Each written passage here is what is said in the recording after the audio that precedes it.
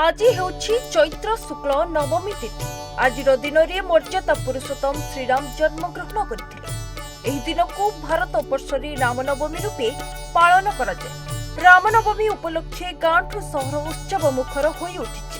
ରାମନବମୀ ଉପଲକ୍ଷେ ବଜରଙ୍ଗ ଦଳ ପକ୍ଷରୁ ଶତାଧିକ ଯୁବକ ହାତରେ ଗୌରିକ ପତାକା ହନୁମାନ ଖଣ୍ଡ ଧରି ଜୟ ଶ୍ରୀରାମ ନାରା ଦେଇ ସାଲେପୁର ନିର୍ବାଚନ ମଣ୍ଡଳୀରେ ଜଗତପୁର ଠାରୁ ଅସୁରେଶ୍ୱର ପର୍ଯ୍ୟନ୍ତ ବିରାଟ ମୋଟର ସାଇକେଲ ଶୋଭାଯାତ୍ରା କରିଥିଲେ। ବିରାଟ ଶୋଭାଯାତ୍ରାକୁ ବିଭିନ୍ନ ଛକମାନଙ୍କରେ ସ୍ୱାଗତ କରାଯାଇଥିଲା। ସାଲେପୁର ନିର୍ବାଚନ ମଣ୍ଡଳୀ ଆଜି ଗୌରିକମୟ ହୋଇଯାଇଛି। आज जगतपुर ठारू निश्चंत कोल देई आग पर्यंत जो हनुमान मंदिर अच्छी से पर्यंत राली जीव।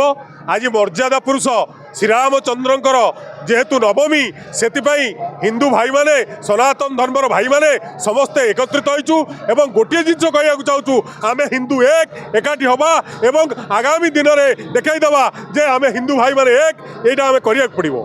जय श्रीराम। मु शरद कुमार परिडा हिंदू महासंघ राज्य सभापति।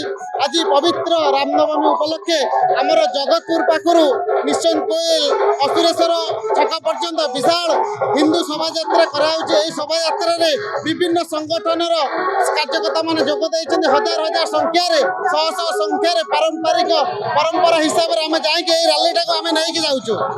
Salepur Saroj Mallick report news 95 Odia.